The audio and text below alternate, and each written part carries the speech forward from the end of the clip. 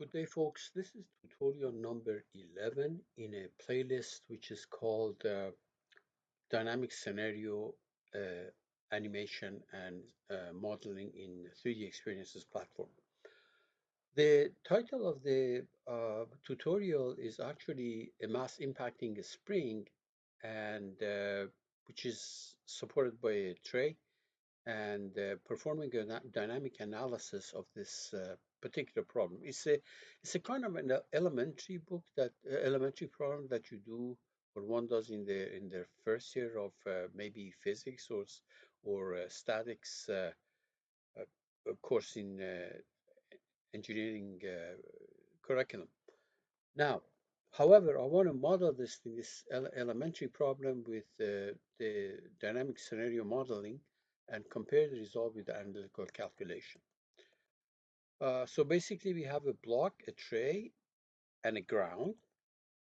Uh, the, the block is 40 kilogram. The tray is, for all practical purposes, assumed to be massless, so it's about 400 times smaller than the mass of the block. However, in order to do dynamic analysis, you have to specify these inertial properties, these mass properties, otherwise you won't run. And the ground is totally irrelevant, but you have to give it a mass, otherwise you can't make it participate in the analysis. But it is irrelevant. So just put down arbitrary 0.309 kilogram, no particular reason. The stiffness of the spring is 10,000 Newton per meter, or equivalently 10,000 kilogram per second square.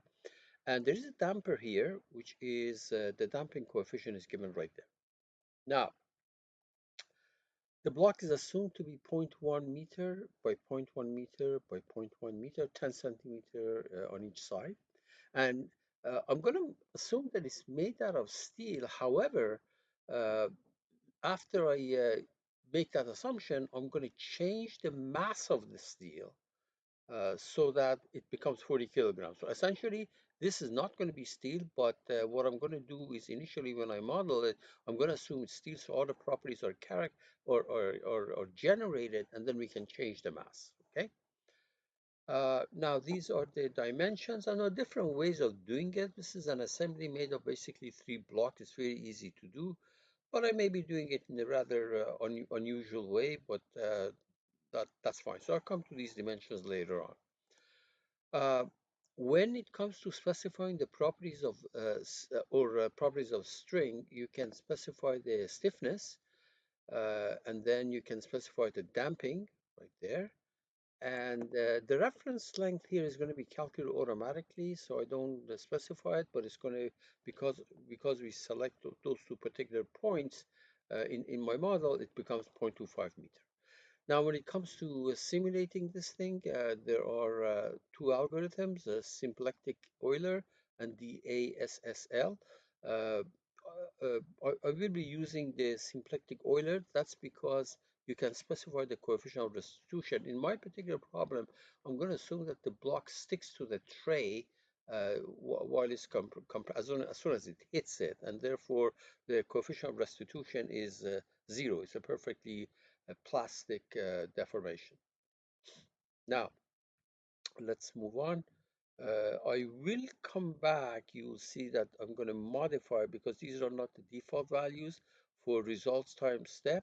I'm going to make 0.001. I think the default is 0.01. And I'm going to do it over a 2-second interval. We may get this warning message, but that's okay. When it comes to specifying the interaction between the block and the tray, I'm going to use contact, and there is 2 tabs here. Restitution collision model. Here's the restitution coefficient 0, which means sticks to the tray. The block sticks to the tray. And of course, coefficient of friction, I make both of them 0. Now, here is a situation that I talked. When I apply mass properties or properties to the block, tray, and the ground, if I check this box here on the top left corner, it will use properties of steel. And once I do that, then I can go and change it to anything that I want, okay? And the reason, and accordingly, these numbers, these inertial properties are going to change based on the number that you put it up here, okay? There is the tray. As I said, later on I'm going to change the weight of it. Actually, should be the mass to 0.1 kilogram, and there is the ground. Totally irrelevant, but one has to do it.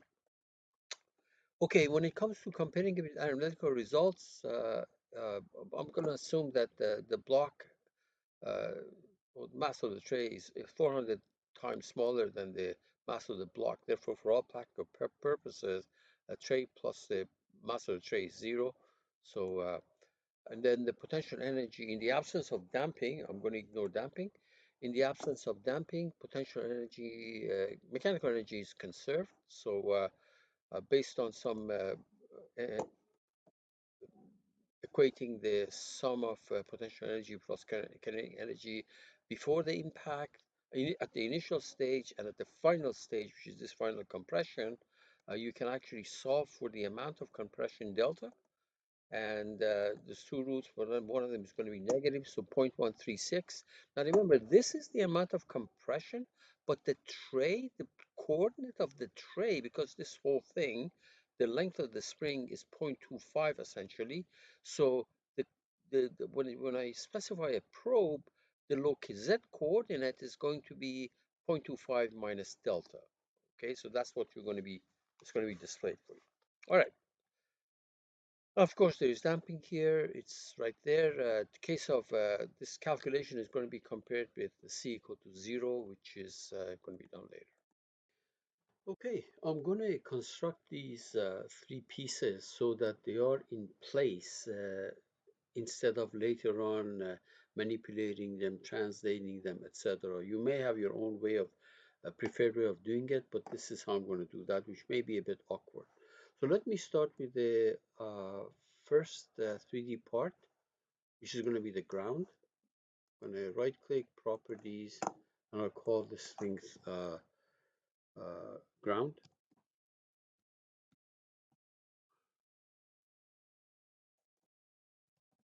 Ground. Okay, it's going to make it. Double click. So in part design on that horizontal plane, I will sketch a square which is a point 2 by point 2. That's going to be the ground piece.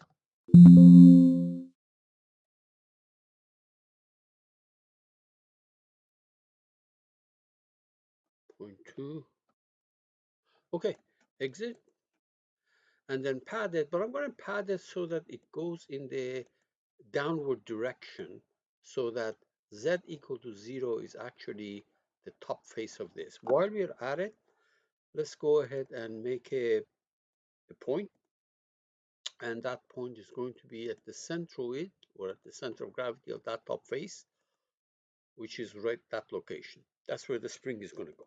Now, to make the second part, this is the awkward way of doing it. I'm going to first of all insert it, right click insert. Oh yeah, I forgot to do something. I can't remember whether I actually did 0.02. Yeah, it is 0.02. Very good. Excellent. So we go all the way to the top, right click insert, 3D part, and this is going to be the tray. Right click properties, tray and tray, and tray. And while we are at it, I might as well make the color of this thing yellow. All right. So first thing I'm going to do is to go to the part design to make the tray, and then create a plane offset by 0.25 from that top plane, 0.25. That will take me, oops, let me try that, 0.25. Good. So this is where the tray is going to go. So on that plane, I will sketch. You can either draw that thing 0.2 by 0.2 again, or you can project these edges. It's entirely up to you. So I'm going to actually do it again. Dimensions. This is going to be 0.2.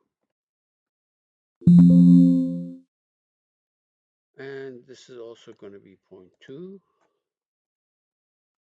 Okay, exit. And now pad it up.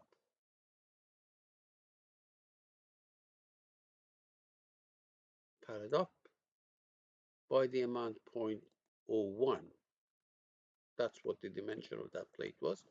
And the color of it is yellow. Now, then I'm going to make another plane offset from that. So we go to the assembly, insert the third part. Insert the third part. Okay. Let me change this thing to be the block. Block. And block.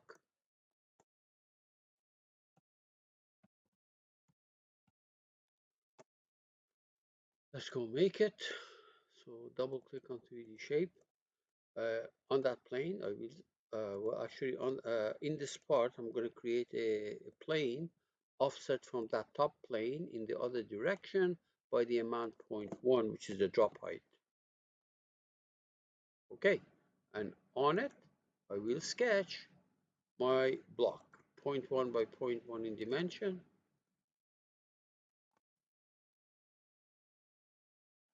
0.1 by 0.1. Okay, exit,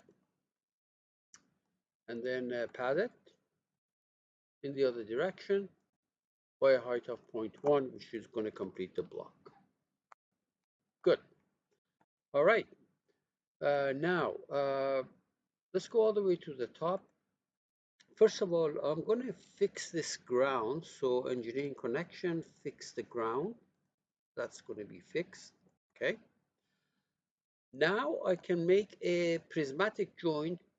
It can be done now or it can be done later. So a prismatic joint between the tray and the ground. So we go to prismatic. Okay. And this is the template that I'm going to be using. So edge and edge. So this line and that line, and this plane and that plane.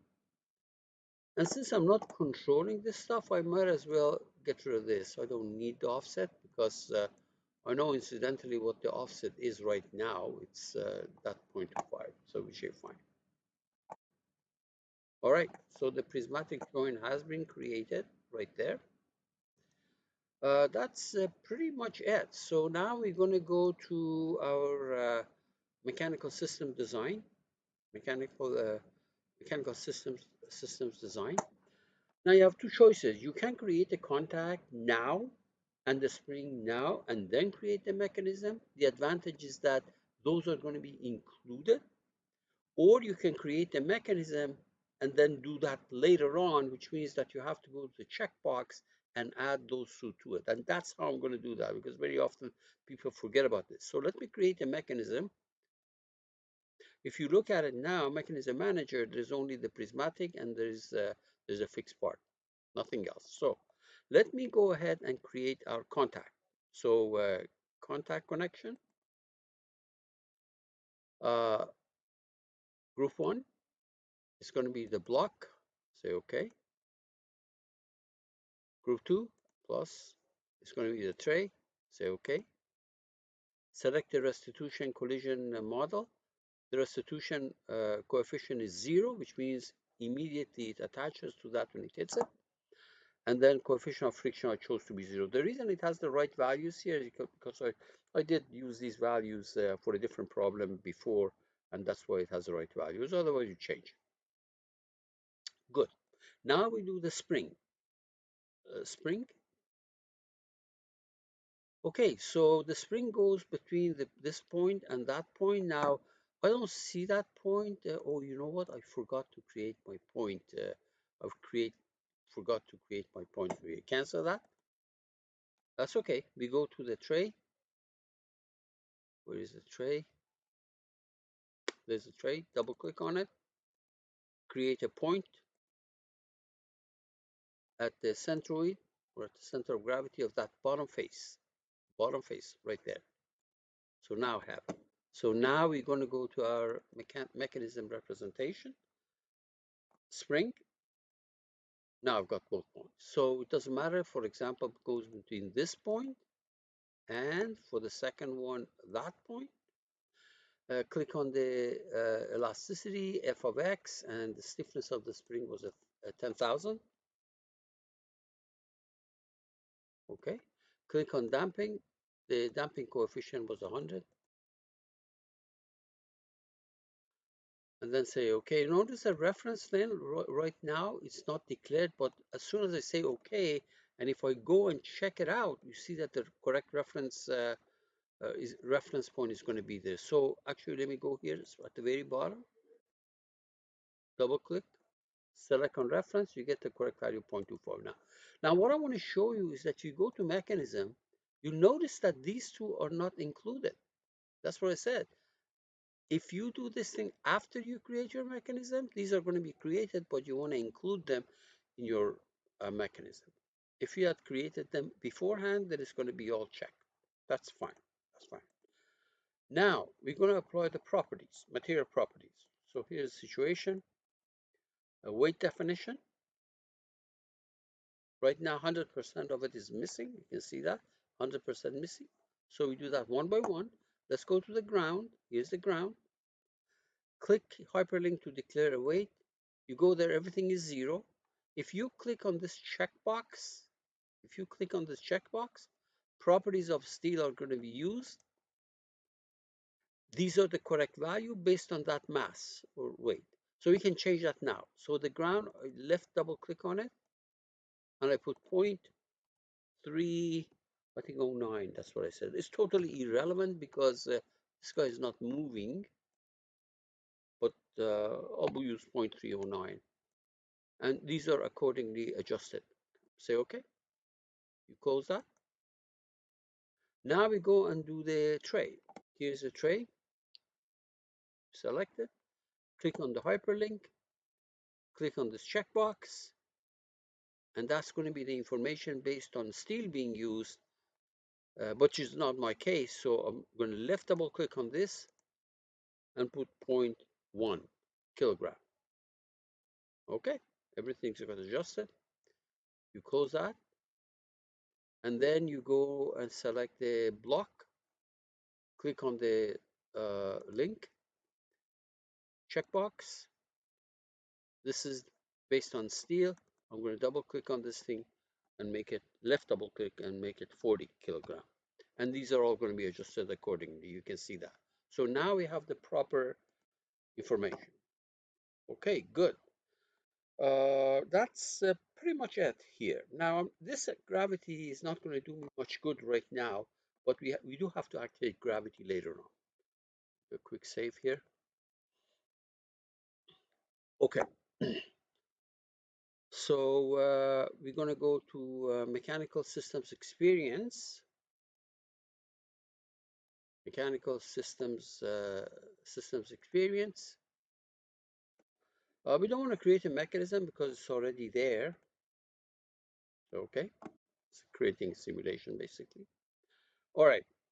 Now, first of all, we activate the gravity. Here is the gravity excitation. Is the negative 9.81. We say fine, no problem. Okay. And I'm going to create a probe because I'm going to monitor something. In some of the older, some of the other tutorials, I created a point at the center of this, center of gravity of this, but I'm going to do that bottom left corner. Doesn't matter. Say okay. All right. Now we're going to go to a dynamic scenario. We created the gravity excitation, send it to the right. We created a probe, send it to the right. The parameters, we're doing it over a 2-second interval. And the method that we're using is going to be symplectic Euler. And I think I said that I'm going to modify these. Let's just leave it the way it is right now. Okay, let's just leave it the way it is. And now we're going to run it. To run it, you either put the cursor there, right click, say force, compute, and generate, or you can go down here, compute and generate. Okay, so let's either way. Let's do that.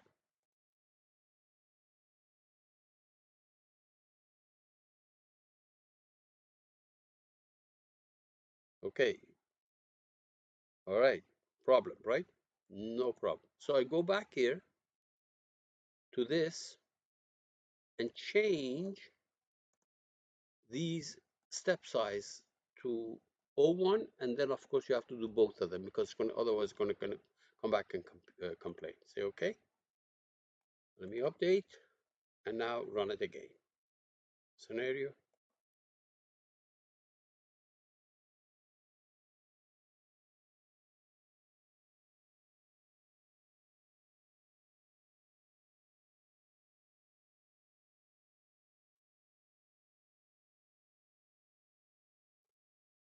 Yeah.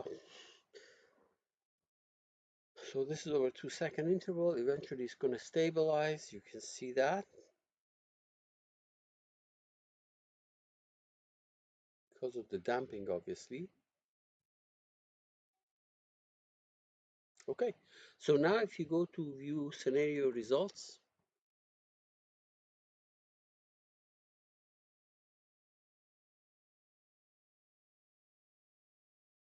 just give it a second. Okay, uncheck everything. Deselect everything.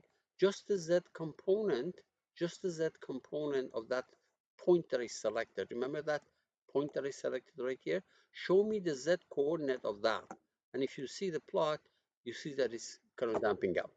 Okay, and eventually it stabilizes around some height. Now, I want to do the problem without damping because the idea is to check the result against the hand calculation. So what we're going to do is we're going to go to the spring. There is the joints, spring, expand it, double click on it, and under the damping, make 0. Say okay. Let's go back here and force running it. Run it. This is without any damping.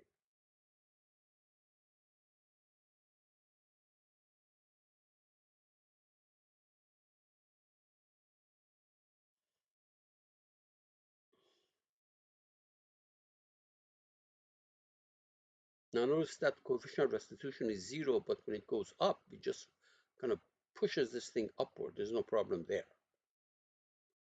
But when it hits it immediately, initially, it doesn't bounce back. That's because coefficient of restitution was 0. Now, let's go and do again, view scenario results.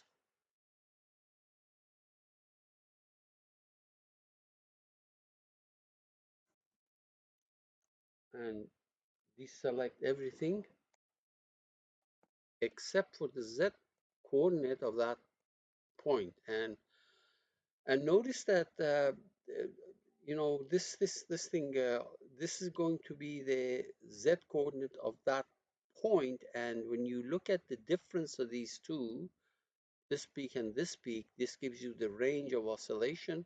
Okay, and then when you go into that hand calculation, you see that it matches it pretty well. Okay, uh, yeah,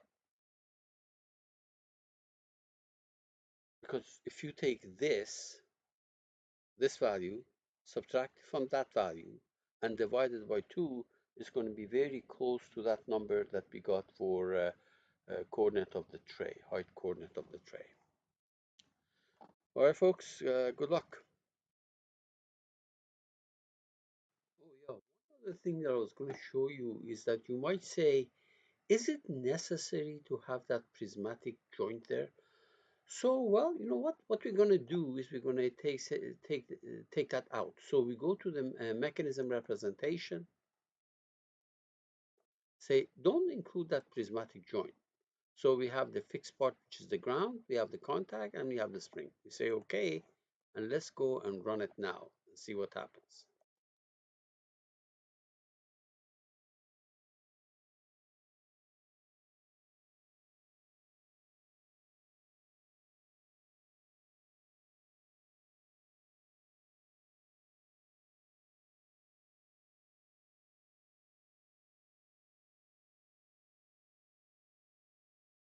Looking good.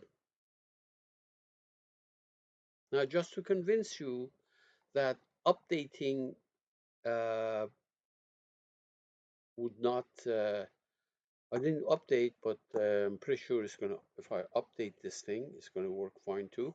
So let me go back to that scenario and update and run it again.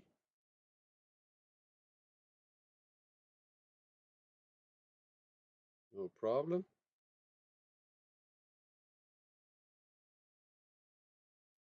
Now I'm gonna stop this, go back to that dynamic scenario and change the method to,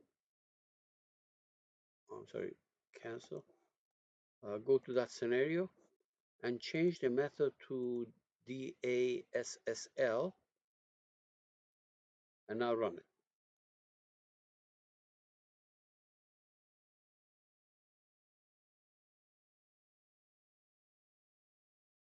Okay, there are some differences, but oh, there.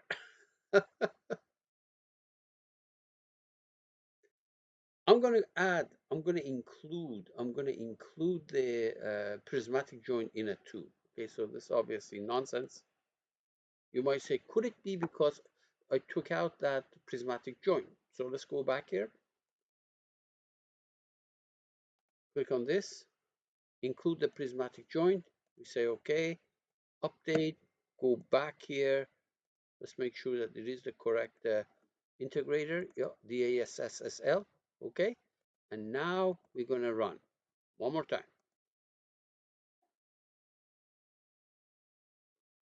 Remember it went crazy?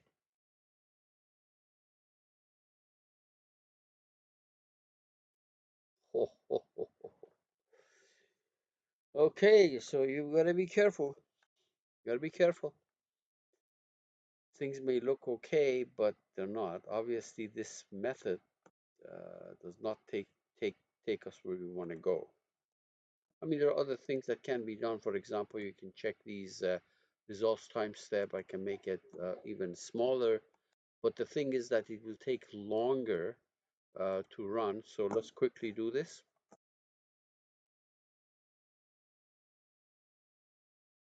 See that it's going to take longer, and it may perform the same way, behave the same way. I think it's worth looking at this thing.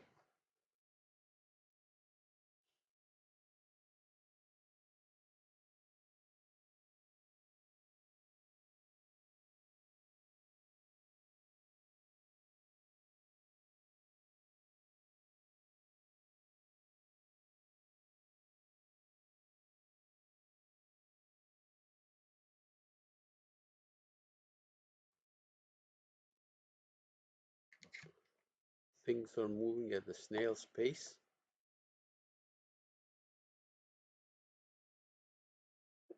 But what you want to look at is whether it goes berserk uh, later.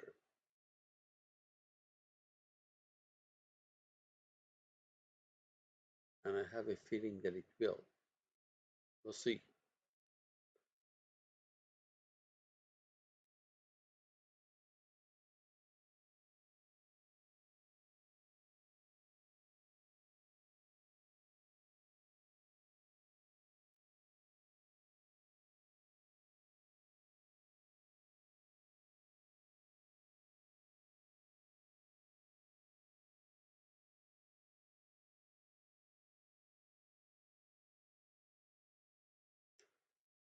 Just keep in mind that that prismatic joint is probably physically meaningful, uh, even in the case that it actually worked.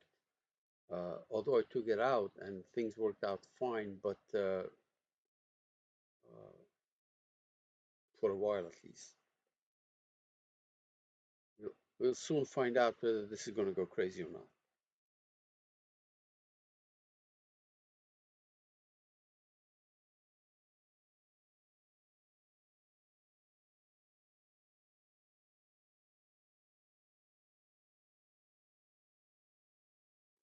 By the way, I think this did not have the damping, right? I took the damping out, yeah.